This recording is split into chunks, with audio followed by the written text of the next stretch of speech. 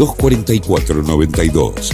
info@inmobiliariamaspoli.com.ar www.inmobiliariamaspoli.com.ar. Buen día para todos, 11 minutos pasan de las 10 de la mañana y como todos los jueves estamos con Elisa Fernández, a quien le digo buen día por la mañana. ¿Cómo le va? Buen día, ¿cómo andas? ¿Cómo ¿Todo anda? bien? Muy bien, muy bien. ¿Todo muy lindo? entusiasmada ¿Con estamos. qué? ¿Con la columna del día sí, de hoy. Sí. Le contaba recién a Elisa que va a hablar de Eva Perón. Bueno, pedirles disculpas porque en las redes pusimos la presidencia de Eva Perón. Eva Perón no fue presidenta. No necesitó. Bueno, eso después lo va a explicar Eli. Así que vamos a estar hablando del paso, lo que representó Eva Perón para la República Argentina durante los gobiernos de Juan Domingo, que fue su marido. Antes de entrar ahí, les cuento, 24 grados la temperatura en nuestra ciudad, la promesa de que llegamos a los 30 grados, aprovechen porque hoy tenemos mucho sol. Ese lindo calor, agradable, y a partir de mañana empezaré. La mitad de mi vida. Ahí va, 97% de probabilidades de lluvias y chaparrones. Mañana viernes, el Día de los Enamorados. Ay, tenés razón. ¿Cómo que 14 tenés razón? Se me había olvidado. O sea, 14 de febrero, no me había mañana ubicado. es el Sí. Día de los Enamorados. Ah, ¿a usted le gusta? Pero me encanta. Lo festeja. Por siempre. Bien, ¿Vos? qué divino, me encanta re. La verdad es que no. ¿No lo festejás? No, es un día demasiado yankee para mi gusto. Bueno, pero cualquier excusa es buena para festejar. A todos nos gusta cuando estás enamorado o enamorada excusa. que te traigan algo. Cualquier excusa es ¿Algún regalito, buena. alguna Pero llevar algo también. sorpresita? Pero llevar algo también. Y sí, si estás Por eso, en no esa, es que te sí. traigan. Si estás en esa, sí. Bueno, es Claro. llevar algo también. Sí, siempre. Vos sabés que en mi Toda época. excusa es buena. Escucha, en mi época, ya lejos, hace tiempo, el día que antes de que fuéramos tan invadidos, antes de la globalización, Claro. o sea, antes de la globalización, Claro.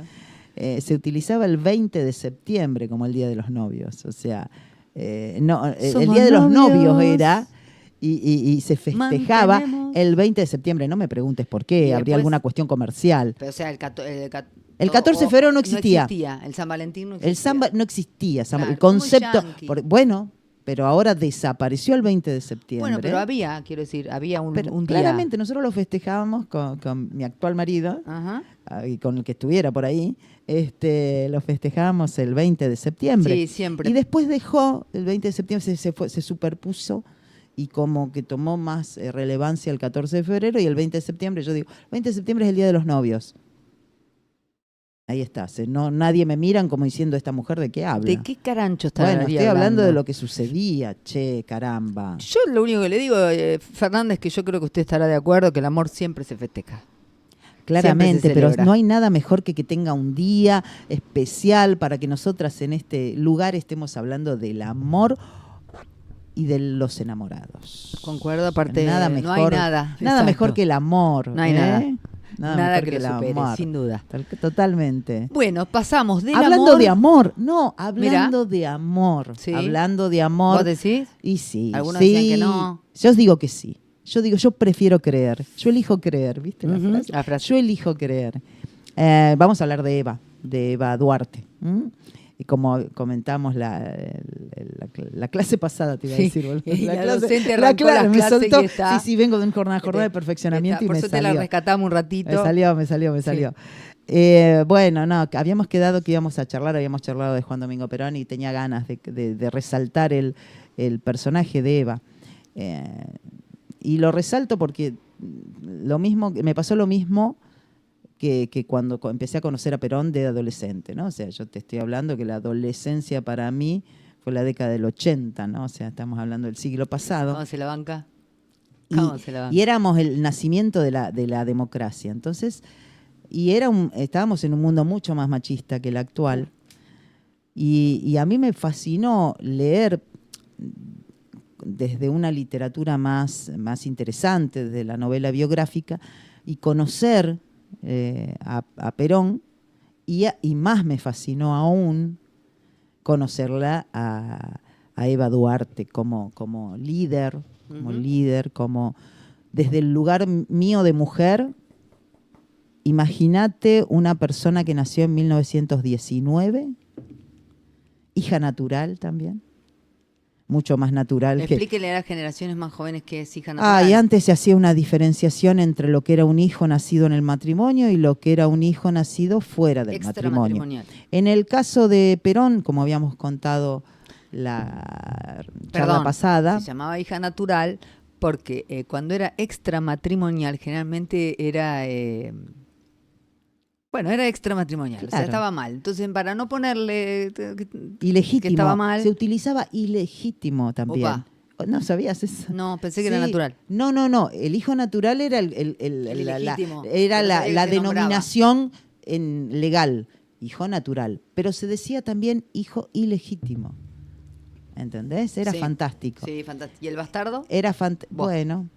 Era fantástico. Sí. En el caso, habíamos comentado que en el caso de Perón era un hijo natural porque los padres no estaban casados al momento de su nacimiento, pero en el caso de Eva Duarte, 1919, y retomo con lo que estaba diciendo antes, me pareció que una persona con tanta carga negativa que haya podido imponerse y que haya podido llegar hasta donde llegó, a mí me generaba como mujer, conociendo lo difícil que nos es a las mujeres avanzar, y más en esa época, y más viniendo del interior, me pareció algo... Y más siendo pobre y puta. Por lo menos, o sea, pobre ni hablar. O sea, por lo menos siendo pobre. Bueno, nada, me pareció un personaje muy, muy, muy interesante, me llamaba mucho la atención. Entonces, me involucré desde la lectura de libros. Santa Evita fue, en este caso, para mí, lo leí, el de Tomás Eloy Martínez, antes de que saliera la serie que todos deben haber visto, y si no vieron, recomiendo. Y hay mucha literatura de Evita. Y Evita fue un personaje, como todo liderazgo, muy contradictorio. Bueno, sabemos que su origen, me interesa, ¿viste? Me detengo un poco en su origen. Y ella, bueno, es de los Toldos, ¿no? Su papá, Juan Duarte, era un señor de dinero que con la mamá, Juana, de la mamá de Evita, tenía un segundo matrimonio. Su principal matrimonio, su matrimonio, mejor dicho, claro, su matrimonio, estaba en la ciudad de Chivilcoy con otra mujer. Y que tenía hijos y qué sé yo. Y hacíamos los toldos. Y hacíamos los toldos y mantenía a los dos, porque claro, tenía plata el tipo, porque tenía varios hijos, obviamente. Evita tuvo varios hermanos, 5, bueno, qué sé yo. Es que había una familia que no lo sabía, pero después las dos. No, las dos lo sabían. Los dos las sí, sabían. Lo que pasa es que, bueno, eran distintas épocas. Estamos hablando de 1919, o sea, Evita, que era la hija menor, o sea, este matrimonio, las dos parejas, digamos, en principio de siglo. Era otro mundo. Sí, otro mundo donde el hombre, digamos, tenía una preponderancia que obviamente la mujer no tenía. Y vivían de Duarte. Sucede uno de los hechos que a mí me parece más, que debe haber marcado más a Evita, más que el tema de vivir pobre o de ser... En 1926 fallece en un accidente automovilístico el padre y lo van a velar. Entonces va la madre de Evita al velatorio con los 5 hijos, de los cuales Evita era la más chiquitita, y lo único que pide, se acerca a la sala velatoria, y lo único que pide es que permitan a los hijos despedirse del padre. Ni siquiera quería entrar ella. Sale gente, le hace esa pregunta a la viuda, a la otra viuda. Sí, a la primera, evidentemente. A la viuda legal. Sí. Y le dicen que no. Vos imagínate, teniendo 7 años, que se murió tu papá. Vos no entendés nada porque es tu papá. Y te dice una gente que tiene más plata que vos, viste que, te dice, vos no podés entrar. Y vos tenés que ver a tu madre quebrada y vivir esa situación, sin entenderla, cómo te marca.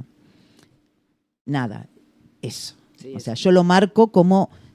A partir de ese lugar, a mí me encanta esto, a partir de ese lugar entender el comportamiento posterior. Me resulta muy interesante. ¿Sí? Finalmente, bueno, nada, imagínate cómo la marca. La madre tiene que hacerse cargo de los 5 hijos, viven en una situación muy precaria, obviamente no tenían plata, ella era costurera. Imagínate en Los Toldos, lo que serían Los Toldos en 1920, 26, 27. Ella en el 30 decide mudarse a Junín, una ciudad un poco más grande, para ver si la familia podía resurgir un poco. Ella, me refiero a la madre de Eva. Y terminan en Junín, saliendo un poco de Los Toldos, donde ya tenían como una marca, ¿no? Bueno, nada, Evita tenía ganas de ser actriz, era lo que ella sentía como una vocación. En 1935 ve la oportunidad, ella había intentado antes irse, pero muy chiquita, ¿no? Pero en 1935 ve una oportunidad. Conoce a Agustín Magaldi, un cantante de la época que estaba ahí en Junín, y se terminan yendo con Agustín Magaldi, se va para Capital Federal. En Capital Federal, bueno, Agustín Magaldi se abre de ella, o sea, queda pobre en una situación muy económica muy... A la deriva. Queda a la deriva, viviendo en lugares muy malos y tratando de ser actriz. En 1935, una mujer sola en Buenos Aires, tratando de abrirse paso sin nada. Complicado. Muy. La realidad es que ella a través de... Bueno, y acá es donde se abre un poco la historia. Algunos te dicen que lo hace bien, otros te dicen, ahí como decís vos, te dicen, una puta era. Bueno, ¿ok? Eso lo dejamos ahí. No, sí, por supuesto, lo pero dejamos aparte ahí, quién lo dijo. porque no viene, claro, porque Bueno, no viene qué acá. sé yo. Pero el tema es que... Lo que se decía Totalmente, era que no, no. era buena actriz y que era... Bueno, no, que no era buena actriz, eso se ve. No, eso sí, de eso sí puedo dar, puedo decir, yo he también, intentado, pero bueno, qué sé yo. no era Sí. buena actriz, eso Bueno, estamos de acuerdo. Y bueno, que llegó... Pero era muy bonita, ella venía de la radio, tenía un buen decir, Ujú. porque acordate que estaba en la época del radioteatro, Sí. entonces también ella obviamente que tenía, después no quedó claro que también, así como era mala actriz, tenía un muy buen decir. Ujú. Entonces esa parte, digamos, creo que habrá compensado y ella empezó a tomar cierta relevancia a través de los radioteatros, ¿no? Ujú. Entonces ahí sí ella tenía evidentemente, claramente, una Su ventaja. plus, claro. Claro. Después cuando le tocaba la parte de la actuación, ahí como que, bueno, para allá no es Achicaba. fácil, no es para cualquiera. Lógico. Claro, pero la verdad es que ella empieza a trabajar y empieza a ser conocida, forma parte de la Asociación de Actores, empieza a conseguir distintos papeles, bueno, qué sé yo, va avanzando en ese mundo, hasta que en 1944, Perón aún, por supuesto, no era presidente, pero ya era secretario de secretario de Trabajo, ¿no? De la Secretaría de Trabajo. O sea que ya era conocido. Era muy conocido y se veía que era un personaje en ascenso, con mucho carisma. Se conocen en 1944, tienen un encuentro, todos hablamos del terremoto de San Juan, donde se hacía galas de beneficencia para juntar fondos justamente para la gente dañada en este terremoto, y ahí se conocen y es como un flechazo a primera vista. O sea, imagínate, los dos han demostrado claramente que eran dos personalidades muy fuertes. Ujú. Evita tenía una personalidad muy fuerte, Perón tenía una personalidad muy fuerte. Los dos se conocen. Yo me imagino que a Perón le debe haber llamado la atención una mujer para esa época con tanta personalidad. Y tenían muchas cosas en común. El origen de los dos, de esta situación de hijo natural, les daba un lugar de contacto. Y cuando él, militar, se da cuenta, había una diferencia de edad muy grande, entre paréntesis, Uh-huh. ella tenía 24, él tenía 48, o sea, tenía una diferencia de edad, o sea. Pero él se da cuenta de esa situación, los militares le dicen, los otros militares, a Perón militar, le dicen, no te conviene esta mujer. ¿Y por qué no te convenía? Porque era una actriz. O sea, y a un militar estaba buscando una sociedad muy pacata de esa época, tenía que buscar una chica de bien, una chica bien. O sea, bueno, y Perón dice, mientras lo voy a... Y se enamoró, y claramente se enamoró. 1944, entonces te decía, empieza esta relación. A Perón lo ponen preso. Recordás, o sea, sigue un tiempo la relación, qué sé yo. A Perón lo ponen preso en el 45, los primeros días, el 12 de octubre del 45, porque había dado muchas ventajas hacia los trabajadores, que esto es lo que habíamos charlado, y había creado una fuente en los sindicatos muy importante. Empezaba a tener mucho poder. Empezaba a manejar Claro. poder, aunque él no sabía exactamente, él no era sabía, consciente, él no lo sabía. Pero los demás sí, entonces. Los demás lo sabían y él no aún. Lo mandan preso, Evita lo acompaña, siendo pareja, se va a vivir con él a la prisión. Lo mandan preso a un militar, ¿no? Sí. Que escuchen la Elisa. Sí. Evita se va a vivir con él divinamente, Bueno, ¿no? Como ¿viste? Cecilia Boloco y Carlos Saúl. Ay, Agarra. Dios, Bueno, no, nada que ver. sí. Bueno, no, por favor, no, Sí. no, por favor. Era un chiste. Sí. Bueno, nada, van ahí, qué sé yo, están en el centro de detención y Perón incluso les dice, bueno, nosotros cuando salgamos de acá, voy a tratar de que salgamos de acá, si puedo salir vivo, nos vamos a ir para el sur, a vivir al sur y nos casamos. Bueno, finalmente pasa el 17 de octubre. Ujú. En el cual Evita no tiene nada que ver. O sea, Evita todavía no está. Porque hay algunas fuentes que dicen, no, sí, Evita fue la que convocó a las masas. No, todavía no. Más adelante sí, pero en ese momento no. Es Cipriano Reyes el que desde los sindicatos organiza esta movilización porque no podían perder todo lo que habían conseguido. Ujú. ¿Está? Sabemos que pasa el 17 de octubre. El 22 de octubre se casan en Junín. 17 de octubre gana Perón. No, el 17 de octubre se produce la marcha multitudinaria Exacto, del perdón. Día de la Lealtad. Sí. Después se llaman elecciones que son posteriores, ¿ok? En el 45. Ahí es donde lo pide el pueblo. Pero ahí el pueblo lo Por pide y entonces después se llaman elecciones y el tipo, por supuesto, la gana. Pero Se casan. Los detalles que se casa 5 días después. Ujú. O sea, después del 17 de octubre, el 22, vienen a Junín, porque ella no tenía partida de nacimiento, era un despelote. Entonces, Claro. vienen a hacer los trámites, se casan en Junín. Ujú. Y bueno, nada, se llama elecciones, ahí aparece el 22 de febrero del 46, gana las elecciones con el 54% de los votos, con con Quintana de vicepresidente. Y empiezan a suceder cosas raras para una mujer. A mí una de las cosas que más me llamó la atención y que nunca entendía, porque veía como algunas cosas fragmentadas, pero apenas asume Perón, ella se va de gira a Europa. O sea, la esposa del presidente, que era exactriz, digamos, Ujú. se va de gira a Europa. Raro para la época. No era normal que una mujer, aparte va sola, Perón se queda acá. 1946, la guerra había terminado Sí, ayer. raro. La guerra había terminado ayer. Y la mujer se va de gira a España, Italia, al Vaticano, a Portugal, a Francia, pasa por Brasil y Uruguay. Hace una gira enorme de 2 meses. Argentina en ese momento, o sea, el tipo la manda como embajadora, porque Argentina en ese momento era el granero del mundo. Europa estaba destruida, Argentina llena de plata en el Banco Central de la República Argentina, producto de los altos precios de los commodities. Y ella va, incluso le mandan a España, por ejemplo, que la reciben, y por eso después lo reciben a Perón también, en una época de mucha hambruna en Europa, manda camiones, manda barcos con trigo, ¿entendés? O sea, con grano, y lo manda para darle de comer, y era para hacer pan, o sea, estaban muy mal los europeos. Bueno, venían eran las relaciones exteriores o la diplomacia de Perón en esa época. claramente. Mandar la EVA, mandar lo que necesiten Exacto. y el día de mañana, bueno, lo que necesitemos nosotros, ¿no? Exacto. Era su manera. Era su manera. Y la él no manda- se podía ir de No, Argentina porque las acá cosas estaban estaba terribles. quilombo.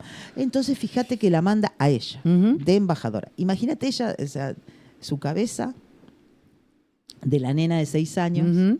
rechazada en un velorio, a llegar a Europa. Embajadora con toda la embajadora. de la República Argentina.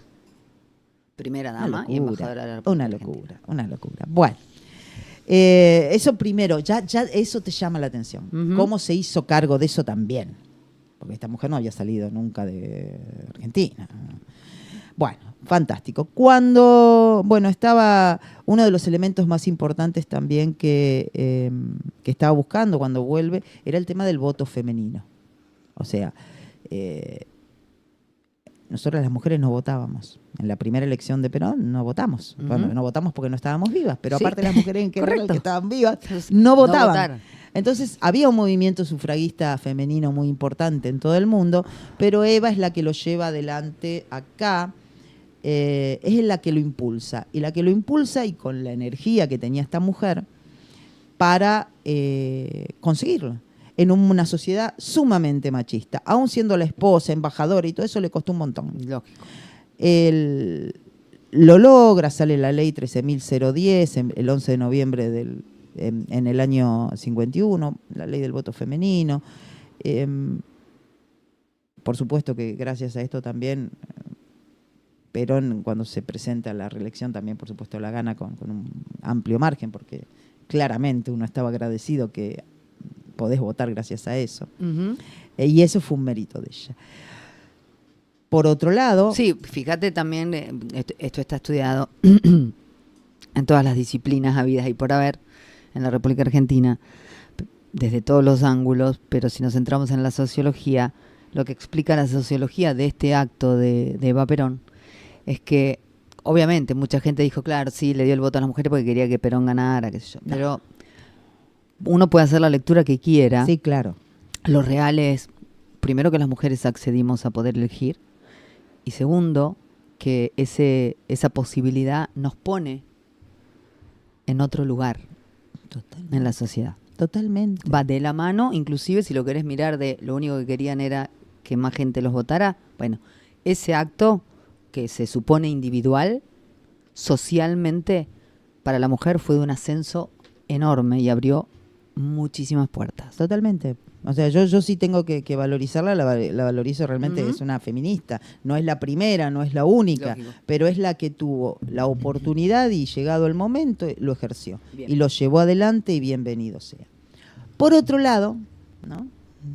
Vamos por otro lado, en ese momento había lo que se conocía con el nombre de la Sociedad de Beneficencia, que eran las damas de la alta sociedad, hacían la acción Caridad, social. caridad, La acción caridad, social, caridad, claro, o sea, pero en ese momento era caridad, pero era como lo que ahora se conoce con el nombre de acción social. Viste, pero lo que pasa es que la acción social es más... No, es más amplia, claro. No, pero es que está bueno con estas cosas Sí, sí. decirlo. Claro. La caridad es vertical, Sí. lo hace la gente de la clase alta a la gente de la clase baja. La solidaridad o la acción social, claro. es más horizontal. Totalmente. Esto eran las mujeres de clase alta que estaban muy al pepe y que, bueno, daban un poco de lo que tenían. A ver, era... O de lo que se ocupaba. Era la sociedad de beneficencia que se ocupaba de Su ocupación actos de era... caridad hacia las personas que menos tenían. Ujú. Históricamente, la sociedad de beneficencia, que era un grupo de mujeres de mucha guita y con todos dobles apellidos, Ajá, dobles, y triples, aburridas, qué sé quiero yo, decirlo, pero no lo hacíamos así. se le otorgaba Ah. el nombre de, el título de presidenta honoraria de la sociedad de beneficencia a la primera dama. Claro. Evita, vienen y le dicen, che, vienen las señoras, piden una audiencia con vos, ¿las vas a atender? Por supuesto. Claro, ya estaba contenta, me lo van a ofrecer. O sea, lo normal. No se lo ofrecen. O sea, le dicen, no, vos entenderás, nosotros venimos a presentarnos, somos de la Sociedad de Beneficencia, y no le ofrecen ser presidenta de la Sociedad de Beneficencia. ¿Por qué, Eli? Por su origen, porque era esto lo de hija natural, esto de actriz, ¿eh? No se Y lo esto de ofrecen. lo que Sí, se pero decía en ese momento. suponete eso, viste, ya No, en ese momento no lo era. No importa, pero también hay que marcar el nivel de machismo de la sociedad femenina argentina. Claramente, pero aparte era el concepto de hija natural, que ya te Ujú. marcaba con el nacimiento. Ujú. Porque el otro era una elección, en todo caso, que querías hacer vos con tu vida Total. sexual. Eso es una Siempre. En todo caso, ¿me entendés? O Sí, sea, sí, sí. vos decís, quiero ir con uno, quiero ir con dos, Tal quiero ir cual. con 100. Tema tuyo. Ujú. Pero el otro, vos no tenés nada que ver. Nací acá y Me tocó, me tocó, señor. me abrieron la puerta y caí ¿quién acá. está? Claro. Entonces, juzgar a alguien por algo que realmente es, ¿viste? Sí, tremendo. Bueno. Bueno, ¿qué en le ese pasa a tipo. Eva con eso? Entonces, nada, la mina se reenoja y les dice, se mete la sociedad de beneficencia en el traste, hagan lo que quieran, ustedes no van a tener nunca un mango, y ya desarrolla el concepto de desarrollo social. Y lo toma como su propia, dice, yo voy a armar mi propia fundación. Arma la fundación Eva Perón. Esto ya ahí... Cuando se construye desde esos lugares, no ahí funciona, la ahí historia ya, lo marca, viste, no funciona. claro, es todo yo, todo yo, todo yo, todo yo. Y es por y es tu mi nombre, mi carencia. nombre, mi nombre. Es por tu carencia. Y es un tema de carencias, claro, ya necesitaba reconocimiento. Bueno, por eso. Cuando se hace Pero eso, desde bueno, ahí, por eso lo digo desde Ujú. viste, la traigo desde allá hasta acá, Que lo podemos con toda mi entender, pero admiración, bueno, claro. con toda mi admiración, pero con todo acá el desbarranco. Sí, Fundación la Eva Perón objetividad, desbarranco, además, la claro, objetividad. o sea, ese, ahí hay el ego donde realmente la inseguridad, pero es el ego lo que hace llevarlo de esta manera, ¿no? Crea esta Fundación Eva Perón, donde se iba a dedicar a acción social, Ministerio de Acción Social básicamente, pero de una manera bastante violenta, también hay que decirlo. ¿Violenta en qué sentido? Necesitaba fondos la fundación. Obviamente que había fondos que llegaban de manera por el Estado, a través de este exceso de dinero que existía en el Banco Central, producto del precio de los commodities, lo que ya charlamos, y después le obligaban a las distintas empresas obligatoriamente a hacer un aporte a la Fundación Eva Perón. ¿Y por qué? Porque si no te mando al sindicato. Porque Eva Perón había conseguido, porque Perón estaba en la parte más de gobierno, ¿no? Y ella se ocupaba más la parte de los sindicalistas. Entonces ella tenía mejor relación con muchos sindicalistas que lo que tenía Perón, porque Perón se había tenido que alejar de eso para gobernar desde otro lugar. Perón era como lo decimos Y Perón era siempre. militar. Claro. En el fondo era Le militar. puede gustar hasta un momento el sindicalismo. Después a Perón no le puede gustar de ninguna manera. Tal cual. O sea, tal cual. La realidad es que él iba por otro lugar y ella iba por otro lugar. Empiezan a abrirse y ella empieza a tener más vuelo desde el lugar por el sindicalismo, más trato con el sindicalismo. Y con sus compañeros, digamos, con la gente más trabajadora. La chica se empieza a tirar más paredes, ve esa carencia, pero siempre con el ego muy, muy alto arriba, ¿no? Empieza a juntar fondos en la fundación de esta manera muy particular. También tenía la rama femenina del peronismo, o sea, ella empieza a tomar mucha importancia. Perón se empieza a preocupar, porque claramente tenía ahí alguien que le estaba haciendo sombra. Ajá. Le pone un secretario privado para que la controle. Sí, le pone un secretario privado para que la controle.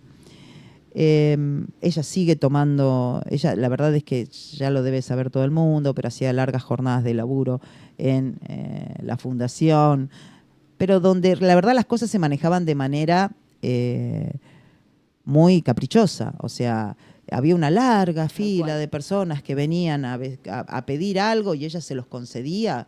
Era una situación, convengamos, no dejaba de ser vertical.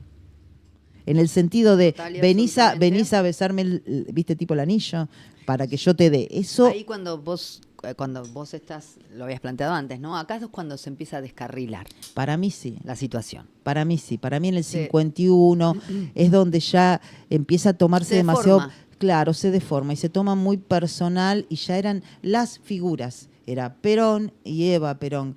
Se deja de pensar en conseguir ventajas para... O sea, no es que se deje de hacer, pero se pierde la centralidad, ¿no? O sea, demasiada centralidad en los líderes. Eso me parece a mí. Es re interesante lo que está marcando Eli, la manera en que lo está marcando. Porque en realidad es lo que pasa siempre en el poder. En el poder se llega a un momento y se llega a un lugar en donde quienes ocupan los cargos se desprenden de la gente y de lo que pasa con la gente y se pierden, ¿no? En el caso de Perón y de Eva es más visible cuando uno revisa la historia porque eran los que más cerca estaban de la gente al principio, mucho más que los que después fueron, es que, claro, que ya estaban perdidos probablemente antes de llegar a ser presidentes o que se perdían muy rápido, pero que era difícil ver cuándo porque nunca habían tenido contacto directo con la gente. Como estos dos actores sí habían tenido mucho contacto con la gente, es muy fácil ver, y sobre todo con el diario del Recontralunes, en qué momento ellos dos empiezan a perder y alejar y a embriagarse de poder, que sabemos que el poder embriaga. Sí, sí. Y bueno, y sabemos lo que sucede. Y rompe. Y corrompe. En estas condiciones, también digamos que Evita era bastante autoritaria, ¿no? O sea, se hace lo que yo digo un poco, ¿no? O sea, no era una persona... O afuera, ¿no? Bueno. Obviamente necesitó ese carácter para llegar también. Sí. Pero bueno, pero después se corrompe lo charlamos, o sea, creo que lo importante creo que es dar el panorama general, ¿no? Pero bueno, después de las elecciones y antes de calcular, que esto es lo que más me interesa a mí, antes de llegar a la reelección, digamos, cuando el momento que se tenía que producir la reelección de Perón, o no, el 22 de octubre del 51 los sindicalistas arman una especie de cabildo abierto donde se pide de manera popular, que Evita sea vicepresidenta, ¿no? O sea, la gente va a la calle. ¿Viste lo que le había pasado a Perón en el 17 de octubre del 45? Bueno, esta vez le pasa a Evita, donde le piden que sea vicepresidente, básicamente, a los gritos en la Plaza de Mayo. Imagínate. O sea, y Perón no quería, los militares ya le decían, ni se te ocurra ponerme a esta mujer de vicepresidenta. Y la realidad es que Perón también sabía que estaba enferma. Porque ya estaba enferma. Ya había tenido cáncer, no se atendía como correspondía, decía, no le daba bola, la habían operado. Ya venía con una situación un poco, no sé si ella sabía o no, dicen que no, pero bueno, ya venía complicada. Perón dicen que sí sabía. Y bueno, aparece este acto multitudinario que ha sido retratado en muchas películas, en series y en libros, donde ella le insiste que ella quería ser vicepresidente. Ella quería. Y sí. Y él le pide lo mismo que le había pedido Farrell a él cuando él sale el 17 de octubre a la plaza y le dice, mándamelos a casa. Entonces, bueno, han visto imágenes de ella en el balcón termina, le dice, denme un tiempo para pensarlo. Imagínate toda la locura, eso, porque no eran redes sociales, no hablaban por Twitter, hablaban con millones de personas en una plaza. Desde un balcón. En un balcón, con un microfonito. Y bueno, nada, ella finalmente obviamente no es candidata a presidente, a vicepresidente, como todos sabemos. La famosa fórmula Perón. Que fue posteriormente, fue Perón, pero que en ese momento no era Perón. Y declina esta situación. En el medio hay un intento de golpe militar al mismo Perón, que es sofocado, ¿no? O sea, porque los militares querían que tome otro carril, el tema económico y el tema de dejar de darle tanto reconocimiento a la gente y, bueno, volvamos a las fuentes. Perón como que también quería ir para ese lado, pero hay un intento de golpe militar y entonces lo que hace Evita es comprar armas, gracias a todos los contactos que tenía en España, que había conseguido, compra armas y las manda a traer. Los militares se enteran de esto y le dicen, Perón, tu mujer compró armas y las trae para acá. ¿Para qué son las armas? Y las armas Evita las pensaba usar para dárselas a los sindicalistas, porque ella decía que los militares lo iban a voltear a Perón. Entonces quería tener armado a los sindicalistas para que en todo caso lo defendieran a Perón cuando ella no estuviera. Ahí ya venía esa historia, ¿no? Obviamente Perón no puede permitir, gracias a Dios, o sea, porque en eso, bueno, a mí no me copa el tema de los enfrentamientos y todo, es un tema complicado. No se me hubiese ocurrido. No se me hubiese ocurrido. No llegan las armas a los sindicatos, dicen, no podemos generar una matanza, ponerle que se dé, no podemos generar esto, pero no quería eso y lo desarticula. Ahí, a partir de ahí, ya sabemos que, bueno, el cáncer es ella tiene cáncer de ovarios y, bueno, nada, la operan varias veces, sigue distintos tratamientos, le dan radioterapia, lo que había en ese momento, pero bueno, fallece finalmente, productor de este cáncer, el 26 de julio del 52. ¿Termina ahí la historia? No termina ahí la historia. Pues si ya se murió, ya está.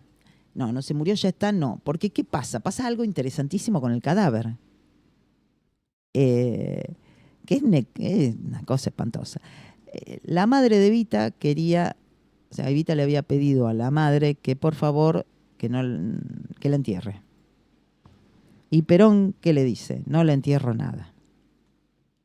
Y le hace un proceso de cuidado del cuerpo para que no se pudra, la momificación, no sé, como le quiera llamar al proceso que le hace el médico español, llaman a un médico español para conservar el cuerpo, y a partir de ahí empieza, y queda en la CGT el cadáver de Evita, qué sé yo, y a partir de ahí empieza toda la historia del cadáver de Evita, que realmente merece una serie y merece toda una situación particular. Cuando Perón lo echan en el 55, no se lleva el cadáver de Evita, no se podía llevar, él escapa rápidamente hacia Paraguay y queda en Buenos Aires. Entonces, los militares que estaban en ese momento, por miedo a que fuera como un lugar de culto, porque los militares del 55 fueron muy locos.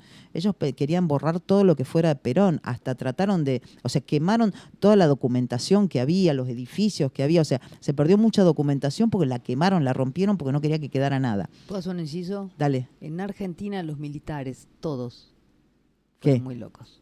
No, todos no, porque nosotros tuvimos el 82, que hubo muchos. Yo no estoy en contra de todos los militares, yo no. Yo no.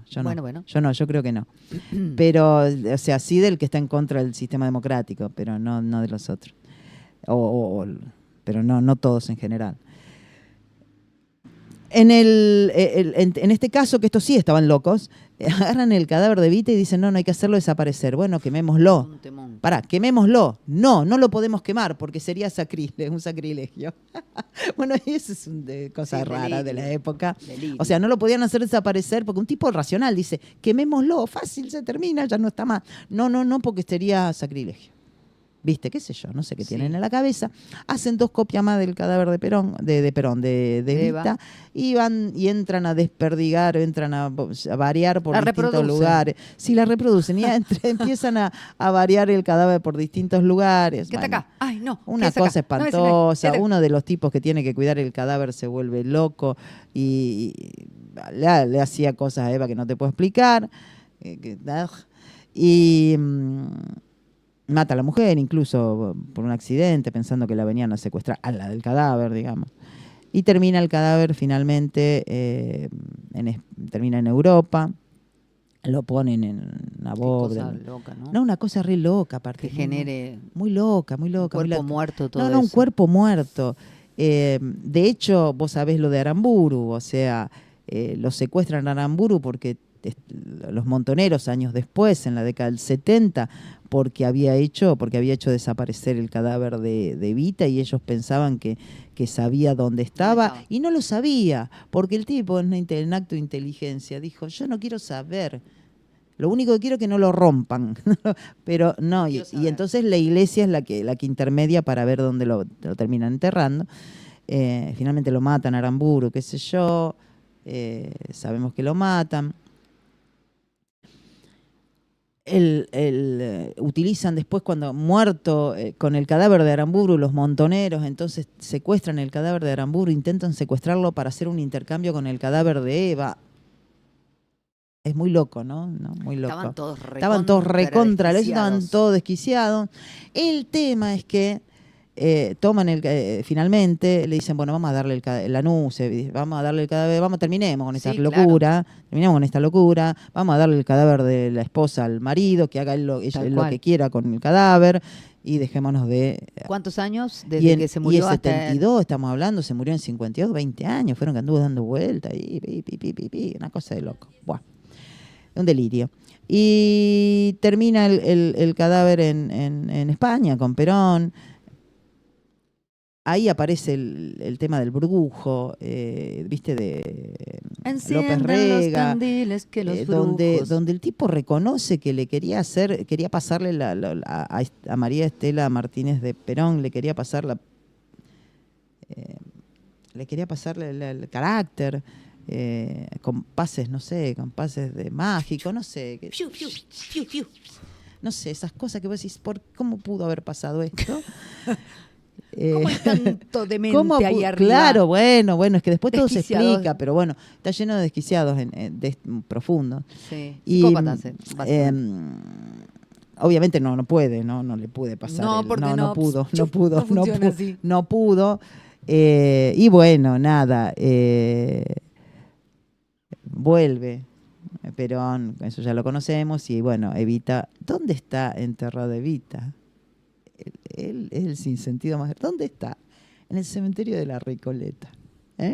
O sea. O no. El más sin sentido, dice Eli. O no. O no. Es lo que siempre quiso. O no.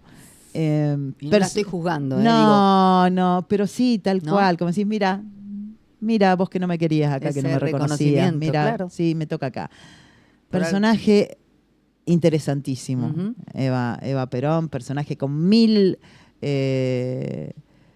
ideas, mil facetas. Bueno, me olvidé me olvidé de nombrar el libro, lo que es una de las cosas peores, me olvidé de nombrar esto, el libro La razón de mi vida, que se utilizaba en la escuela primaria. O sea, viste que a mí, en la época que yo hice la primaria, pero que no es esta época la de Perón, yo la hice muy después, pero mi mamá me mima. Siempre porque la M, ¿viste? Te enseñaban en cursiva la M. Mi mamá me mima, mi mamá me ama.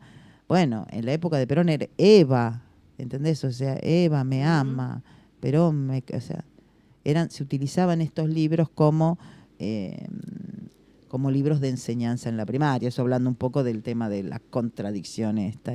Pero no deja de ser fascinante, o sea, sí, siempre claro. A mí me pareció fascinante y invito en general a toda la gente a leer. Santa Evita es fantástica, Juan y Eva también es una película hermosa de la historia de los dos, despojándonos un poco de lo que pensemos después de los partidos políticos y todo, los personajes me parecen fascinantes. Gracias, Eli. Gran laburo. No es nada fácil de desligarse de lo que uno piensa, de cómo uno piensa que las cosas deberían ser, y contar la historia de una mujer como es Eva Perón, que representó para la Argentina lo que representó. Así que muchísimas gracias por ese besote. Esfuerzo. 53 minutos pasan de las 10 de la mañana. Pasó, como todos los jueves, Elisa Fernández en Punto Radio 93.1. Sindicato de Choferes de Camiones, Seccional Chacabuco, Secretario General.